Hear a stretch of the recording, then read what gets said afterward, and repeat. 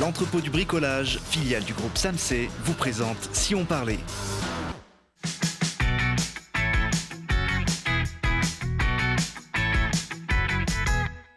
Parce que c'est important de regarder aussi ce qui se passe près de chez nous. Télé Grenoble vous donne la parole tous les jours, du lundi au vendredi. Aujourd'hui, avec nos invités, si on parlait de la justice grenobloise qui ouvre ses portes au public ce samedi et d'un château isérois tout droit sorti d'un livre d'images du Moyen-Âge. Et pour parler de ces sujets, je reçois Raphaël Guerrero, le maire de Jarry. C'est la commune où se situe ce château, le château de Beaurepos. Bonjour. Bonjour. À côté de vous, François Giroux, membre de l'association du château de Beaurepos. Vous œuvrez depuis des décennies à la sauvegarde de ce patrimoine. Bienvenue. Tout à fait, bonjour.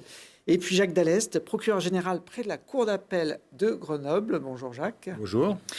Pour faire simple, c'est un peu vous le patron du palais de justice de Grenoble. Vous avez décidé Pas complètement. Pas complètement. Je travaille avec le premier président de la Cour d'appel, qui est celui qui co-anime et qui co-dirige, avec d'autres d'ailleurs, cette manifestation. Alors, vous avez décidé de profiter des Journées du patrimoine pour ouvrir au grand public les portes du palais de justice. Ça se passera ce samedi. C'est une institution encore mal connue du public, la justice.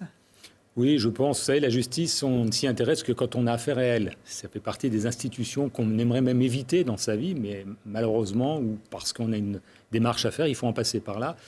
Et le souhait, c'est parmi d'autres manifestations et d'autres visites de lieux, que le palais de justice de Grenoble, qui est un peu particulier, je parle du palais moderne, puisque l'ancien Parlement est aussi d'ailleurs à visiter, de montrer ce qu'il est à nos concitoyens et de montrer aussi un certain nombre de manifestations qui sont assez vivantes et qui peuvent intéresser.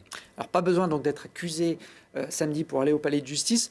Vous ouvrez toutes les portes, même celles des cellules, les geôles où les accusés attendent leur procès? Oui, alors pour la première fois, nous ouvrons les cellules du palais de justice en sous-sol, qui sont les lieux d'attente avant que les personnes présentées à la justice comparaissent devant les juges. Je pense qu'il est important que nos concitoyens puissent voir ce type de lieu. Il y a d'autres manifestations qui seront sans doute également très intéressantes. Les scellés, pas encore. C'est peut-être un petit peu plus compliqué. Je pense que ça pourrait intéresser le grand public, mais c'est un petit peu compliqué pour des raisons de sécurité, évidemment. C'est un lieu, vous le disiez, un petit peu particulier, qui peut être redouté quand on y va. Il est ouvert quand même au public tout au long de l'année, le palais de justice? Bien sûr. Vous savez, la justice, c'est un des seuls services publics où on peut venir en simple curieux. Vous venez pour une démarche, vous venez parce que vous êtes convoqué, mais vous pouvez venir en badaud pour assister à une audience publique. Et c'est une des qualités de la justice, elle est rendue publiquement. Et donc, moi, j'encourage ce que font les scolaires, des étudiants, et le grand public à venir passer un moment à assister à une audience, bien sûr. Il y a, on peut dire, 3 grandes familles dans le milieu de la justice, les avocats, les juges, les procureurs, c'est à peu près ça? Oui, mais il y a d'autres intervenants, les huissiers, les notaires. On travaille beaucoup avec des associations, les policiers, les gendarmes, l'administration pénitentiaire. Toutes ces personnes seront présentes samedi dans le cadre de stands. Il y aura une vingtaine de stands, certains très très vivants, qui parleront de leur métier et aussi d'un certain nombre de questions qui peuvent intéresser les personnes. On voit là des images d'une scène de crime, en tout cas d'une reconstitution de scène de crime. Ça fera partie des animations qui aura lieu de nouveau. Et il y aura même une conférence avec un médecin légiste et un policier sur qu'est-ce que c'est qu'une scène de crime.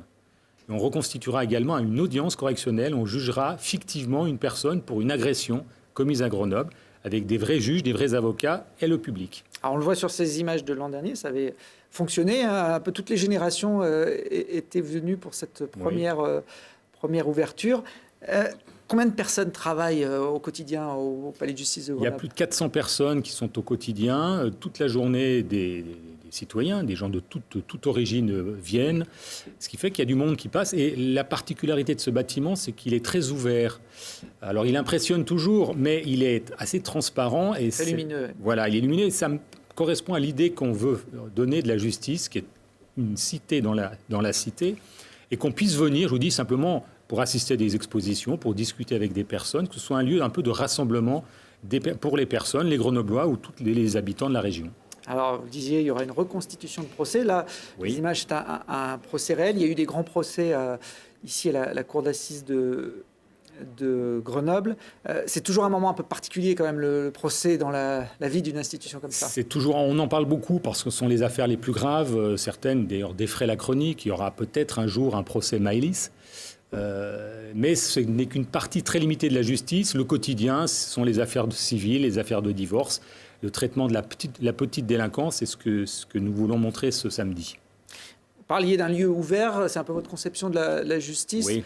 Vous aviez organisé à votre arrivée à Grenoble une exposition d'œuvres d'art. Ça peut surprendre aussi dans un lieu comme ça. On en voit quelques images. Je ne sais pas si les œuvres sont encore Elles seront toujours place, là. Elles mettent un peu de rouge dans une salle un peu grise, oui, qui est très belle. La tenue est noire normalement. Voilà, qui est très belle. Et je trouve que c'est bien d'avoir cette présentation, mettre l'art. Et on a d'autres projets d'ailleurs, photographiques et autres. Je trouve que c'est bien de mélanger, autant que faire se peut, la culture et la justice.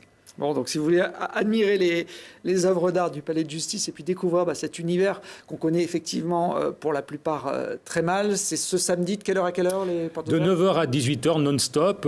Simplement, la visite des cellules n'aura lieu que le matin, entre 10h et midi. Donc j'invite les personnes intéressées à se présenter dès 10h pour une visite qui, je pense, sera passionnante. Alors, ces portes ouvertes arrivent aussi dans un climat sécuritaire un petit peu particulier sur l'agglomération. En tout cas, si on en croit les médias qui relaient depuis cet été l'image d'une ville violente. On la compare parfois à Chicago. C'est venu d'un fait divers tragique, la mort d'un jeune poignardé à la sortie d'une discothèque à Mélan au mois d'août. Est-ce que vous faites aussi ce constat que Grenoble est une ville violente et où la violence prend de l'ampleur ? Vous savez, j'étais en poste à Marseille, dont on dit souvent que c'est une ville violente, et malheureusement, elle le démontre assez régulièrement. Moi, je n'aime pas trop les comparaisons qui n'ont pas beaucoup de sens. C'est une ville qui a des difficultés, c'est une ville de grande créativité, une ville à la pointe de la technologie, mais une ville qui est aussi confrontée à des démons qu'on rencontre aujourd'hui, le trafic de drogue. Il y a de la violence. La justice essaye de réagir. On en appelle beaucoup aussi au concours des citoyens. Je crois que ce n'est pas uniquement à l'institution de l'appréhender, c'est aussi aux citoyens d'aider aussi à un moment le fonctionnement de la justice.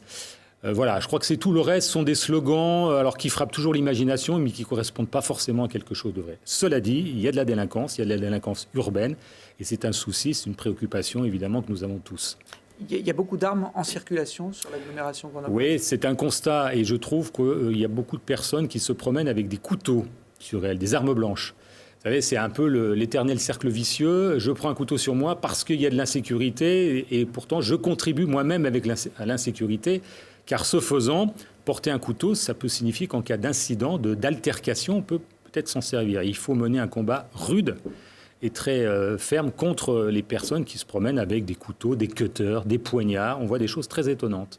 Et même certaines se présentent au palais de justice à l'entrée avec un couteau il y a dans le leur portique poche. Normalement qui... Oui, mais on est très surpris de voir ce que les gens... Ils n'ont pas le réflexe de se dire c'est pas un outil, Non. un engin que je... Alors on vous dit mais j'ai besoin de ça pour casser la croûte et autres, et bizarrement on vient au palais de justice avec un couteau. C'est quand même un peu étonnant.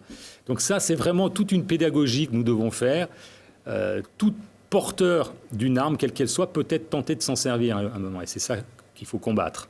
La petite délinquance du quotidien dont vous parlez, Raphaël Guerrero, vous êtes le maire d'une commune, Jarry, d'à peu près 4000 habitants, alors, vous n'êtes pas très loin de Grenoble, une dizaine de kilomètres. Est-ce que vous avez, vous aussi, le sentiment, le constat que sur une petite commune, les incivilités, la petite délinquance prend de l'ampleur, ou finalement vous êtes un petit peu épargné ? Les choses sont différentes sur une commune de la taille de Jarry. On est parfois concerné par de l'incivilité qu'on tâche aussi de combattre avec la gendarmerie, mais aussi avec le centre social. Mais je pense qu'on est quand même sur des niveaux assez différents entre une commune comme Jarry et une commune comme Grenoble. Il y a une photo qui a un peu choqué, qui a fait la une des médias, notamment du Dauphiné libéré, il y a quelques jours. Voilà, photo d'un ingénieur grenoblois, une quarantaine d'années, tout le monde peut plus ou moins s'identifier, qui faisait son jogging dans le parc Mistral et qui, en frôlant un jeune, s'est retrouvé tabassé. Ça fait peur aussi, cette violence gratuite. Oui, puis la violence représentée. Vous savez que la force de l'image, on le voit aussi sur d'autres sujets.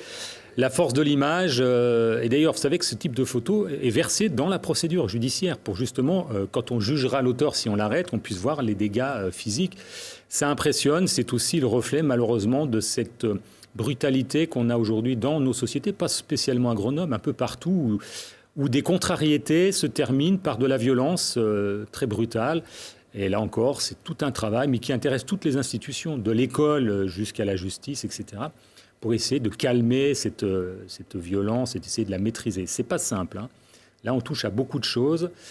Et évidemment, derrière, quand on voit ça, on est un peu affligé de ceux dont sont capables certains individus. Il y a des solutions où c'est un problème qu'on n'arrivera jamais à résoudre? Vous savez, moi je dis toujours, n'attendons pas que ce soit que la justice ou que la police. C'est tout. Nous intervenons d'une certaine manière en bout de chaîne. C'est quelque chose qui touche toute la société, qui commence à l'école, c'est la rentrée des classes. Comment respecter l'autre, la citoyenneté, les familles qui aussi doivent inculquer à leurs enfants le respect de l'autre. Après, il y a le problème du chômage, il y a le problème de l'usage de la drogue, de la précarité, tous ces sujets qui à un moment se télescopent. Mais l'inquiétude qu'on a, c'est qu'en France, pas spécialement uniquement à Grenoble, il y a une montée des violences.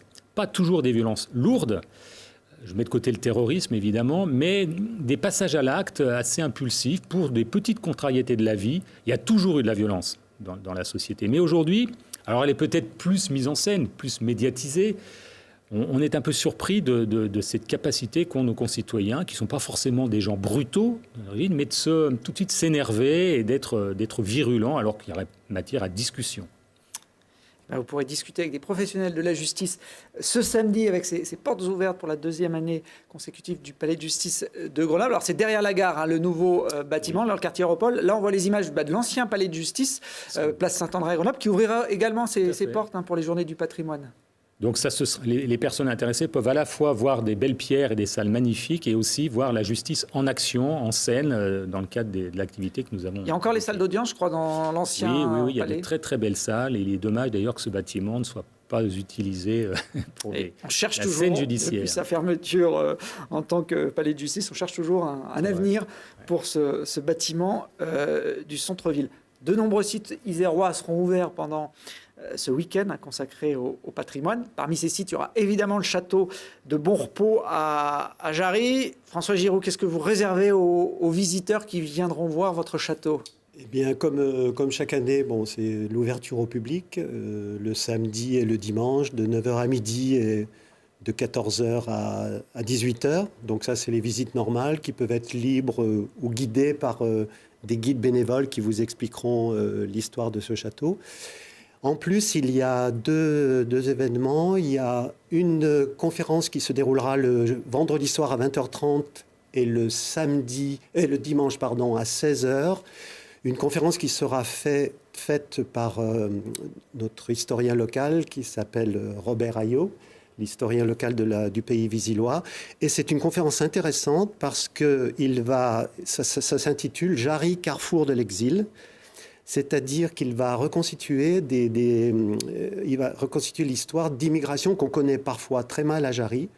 Par exemple, les Indochinois, les Algériens, mais avant la Seconde Guerre mondiale, parce qu'il y avait les usines à Jarry, les Italiens, les Espagnols. Et bien sûr, il fera un tour par l'histoire, puisqu'il y a eu aussi un exil des protestants, et notamment à Jarry. Le 19 août 1587, il y a eu ce qu'on appelle la bataille de Jarry, qui a fait 2000 morts en une journée entre les catholiques et les protestants, surtout des protestants. Donc il va reconstituer ces histoires-là. Et puis on a aussi une exposition de cartes postales sur les casernes de Grenoble. On a un grand collectionneur à Jarry qui s'appelle Marc Robert et Alain Ménigaud. Donc ils vont faire une exposition de cartes postales sur les casernes de Grenoble et aussi sur les chasseurs alpins. Ils reconstituent toute l'histoire des chasseurs alpins. Alors ça n'a pas tellement à voir forcément ni avec le Moyen-Âge, ni avec les gens mais ça fait partie du patrimoine. Les troupes de montagne, les chasseurs alpins. Donc c'est aussi et puis, par ailleurs, il y aura un événement, mais dont Raphaël Guerrero parlera. Alors, on va venir sur la suite, l'avenir du château. Avant ça, on parlait des geôles, des prisons du Palais de Justice. Est-ce qu'il y en a au château de Jarry? Est-ce qu'on peut les visiter? Non, il y a quand même... dans une tour, il y a... en fait, c'est une glacière qui servait à entreposer la nourriture, mais pendant très longtemps, on a fait croire que c'était une oubliette dans laquelle on précipitait les prisonniers. On le fait encore croire aux enfants. Voilà. Alors, les grands enfants pour regarder les geôles de Jarry. C'est un château qui vit tout au long de l'année grâce aux bénévoles de votre association. On voit quelques images de spectacles que vous organisez régulièrement. Voilà, si vous voulez, au départ, l'association avait pour but de sauver cette ruine qui allait complètement s'écrouler. Personne s'y intéressait en 1978 quand l'association a été créée. Donc on a pour but la restauration et l'animation du château, les recherches historiques sur Jarry, mais très vite, il y a eu un deuxième pied d'action qui était le théâtre. Et maintenant, théâtre et aussi programmation culturelle. Bon, cette année, par exemple, on avait une quinzaine de spectacles au calendrier. On en a encore 5 d'ici la fin de l'année. J'en profite pour signaler un spectacle de théâtre qui s'appelle « Le château est à vendre », bon, qui est une fiction humoristique sur le fait qu'on vend le château, mais c'est un prétexte à faire visiter le château par un petit groupe de 50. Et on joue ce spectacle depuis 2013, on en est à la 35e représentation et à 2077 spectateurs. Donc voilà, le prochain, ce sera le dimanche 23 septembre à 14h30 et à 17h30.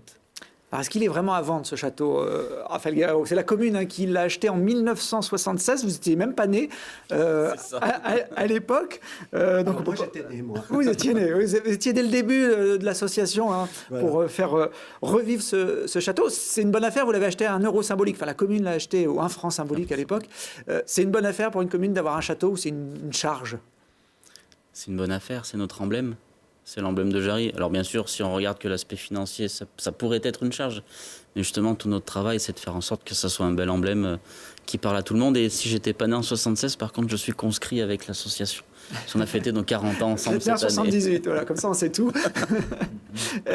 Le château a été créé, enfin a été construit à partir de 1470. Il a plus de 500 ans d'histoire. À l'époque, il avait un toit. On a quelques photos anciennes que nous a fournies l'association. Ça ressemble plus là à une grosse maison bourgeoise avec ce toit. Oui, il faut quand même préciser qu'autour de cette maison, autour de ce château, même quand il y avait le toit, il y avait à l'origine une enceinte qui lui donnait un aspect moyenâgeux. Il y avait une enceinte avec 3 tours. Cette enceinte, aujourd'hui, a disparu. Il faut bien préciser que Pardon ? Le toit aussi a disparu. Oui, oui. En 1917. Il faut bien préciser que ce château est entre le Moyen-Âge et la Renaissance. C'est-à-dire que ce n'était pas vraiment un château fort, défensif du Moyen-Âge. C'était une demeure fortifiée, mais il faut rappeler qu'elle avait une enceinte autour. Alors Raphaël, il a été rénové au fil des années par les membres de l'association. Il a de l'allure aujourd'hui, ce château. On va voir des images beaucoup plus récentes. Il est filmé un peu sous tous les angles, notamment par les amateurs de drones. Là, ce sont des images de Jimmy Boyer. C'est vrai qu'on a l'impression qu'il sort un peu d'un décor de cinéma. C'est vrai qu'il est particulier, il est atypique. C'est pour ça qu'on y tient. Mais il est toujours debout aussi. Alors certes, propriété municipale. En 2009, la municipalité a acquis les 25 hectares de terrain autour et l'ensemble des autres bâtiments. Mais c'est aussi, il faut saluer l'association qui, depuis 40 ans, a fait un énorme travail. Et je pense qu'aujourd'hui, il ne serait pas dans cet état-là si l'association n'avait pas fait ce travail. Alors, vous n'avez pas le projet de le vendre, vous avez plutôt le projet de l'embellir encore. Il y a des initiatives prévues. Tout à fait. Alors, on travaille ça de concert avec la DRAC, Direction Régionale des Affaires Culturelles, les spécialistes des services de l'État du patrimoine. Et on a voulu réfléchir à un projet d'ensemble, sur l'ensemble du domaine, c'est-à-dire le château, la grange, la ferme, l'écurie. Et c'est ce projet-là qui a été travaillé avec l'ensemble des services de l'État. Et c'est notamment le château qui a été retenu par la mission de Stéphane Bern, et en particulier pour le projet de couverture sommitale, pour que tout le travail fait par l'association ne tombe pas en décrépitude, parce qu'aujourd'hui, si on ne le couvrait pas, je pense qu'assez vite, les voûtes à l'intérieur voudraient s'effondrer. Alors, il faut 760 000 € à peu près pour construire une toiture à ce château. Vous parliez de Stéphane Bern qui chapeaute par elle le fameux loto du patrimoine qui a démarré au mois de septembre. Le château de Jarry fait partie de 2 sites isérois qui ont été retenus dans ce loto. Vous espérez, vous allez toucher le gros lot, comment ça va se passer ? On espère, c'est un loto, donc comme tous ceux qui jouent, on espère. Je dirais que c'est une reconnaissance de la part de l'État, et puis c'est aussi une vitrine qui va nous permettre de mettre en valeur ce bâtiment, qui va permettre d'appeler d'autres fondations qui ont souhaité, qui ont manifesté leur intérêt. Et c'est aussi la souscription populaire, comment dire, c'est-à-dire tout un chacun qui peut soit jouer au loto du patrimoine en se disant potentiellement on peut gagner, ou alors participer à la souscription. Donc les fonds versés par les particuliers ou les entreprises iraient directement au château, avec le bonus quand même d'avoir une déduction fiscale. Donc, importante de 66%. Donc cette souscription, vous la lancez là, à l'occasion des Journées du patrimoine? Et voilà, donc avec l'association du château, on a travaillé sur un gros événement pour Jarry, parce que je crois qu'il y a longtemps qu'il n'y en avait pas eu un de cette ampleur-là. Monsieur le sous-préfet sera présent, nos députés, sénateurs, les collectivités qui nous entourent, pour lancer officiellement avec la Fondation du patrimoine la souscription dans le cadre de la mission Berne. Et c'est samedi à 18h au château de Bonrepos. Il vous faut combien pour voir aboutir le projet?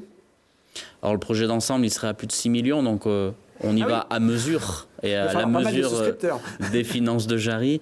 Et c'est vrai que les 150 000 €, étant donné qu'on a travaillé à provisionner sur le reste, seraient bienvenus. Bon, si vous voulez aider le patrimoine isérois et notamment le château de Jarry, soit vous jouez au loto, soit vous contribuez directement à sa restauration. Il faut préciser qu'il y a 2 lotos. Il y a un loto qui a démarré, un loto à gratter qui a démarré depuis le début septembre. Ce sont les fameux billets à 15 €, qui permettent de gagner pas mal de lots. Et puis il y a un loto le 14 septembre, vendredi, c'est-à-dire après-demain, qui est à 3 €, qui est un loto normal, mais qui est plus... C'est les bénéfices globaux de ces lotos qui seront divisés parmi les 250 sites français qui ont été retenus pour cette... Une enveloppe de l'ordre de 20 millions €, entre la Française des Jeux, la Fondation et l'État. Très bien.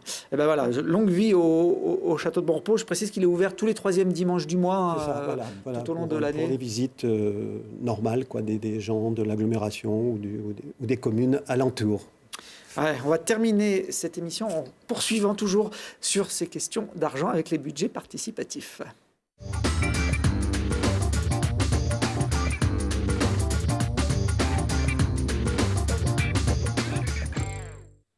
Jusqu'à début octobre, on vous présente dans cette émission les idées proposées par les gens, les habitants de Grenoble pour améliorer leur cadre de vie. Dans le cadre donc de ces budgets participatifs, il y a 800 000 € mis en jeu pour réaliser ces projets. Il y a 23 candidats sur la ligne de départ. C'est un petit peu comme vous, ils vont se partager le pactole.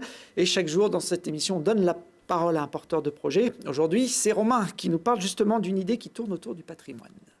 Bonjour, je m'appelle Romain et donc mon projet c'est de permettre de découvrir Grenoble via des parcours ludiques. Donc l'idée ça serait de s'appuyer en fait sur le travail qui a été réalisé dans le cadre de la labellisation Ville d'art et d'histoire de Grenoble, notamment la mise en place du site grenoble-patrimoine.fr. Et donc on voudrait mettre en place un parcours ou des parcours ludiques dans Grenoble qui permettraient en fait d'explorer la ville et ses quartiers. Tout en s'amusant, donc via un site web mobile en fait, on aurait des mini-jeux, des quiz, des challenges à réaliser pour se balader dans la ville et apprendre également des choses. Et donc ça permettrait en fait ce projet de mettre en avant le patrimoine grenoblois qui l'est pas forcément toujours et de s'amuser en famille dans la ville. Voilà, s'amuser autour du patrimoine. Vous pouvez retrouver les 23 projets sur le site internet de Télé Grenoble. Et puis le vote est ouvert à tous les Grenoblois de plus de 16 ans sur internet ou dans des vrais bureaux de vote du 2 au 6 octobre. Il faut choisir un projet parmi les 6 dont le budget est supérieur à 200 000 € et 4 projets parmi les 17 dont le budget est inférieur à 200 000 €.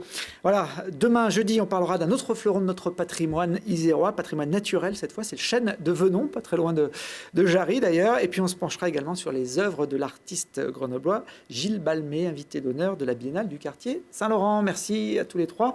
Merci à vous. Et dès demain, on se retrouve sur le plateau de Si on parlait.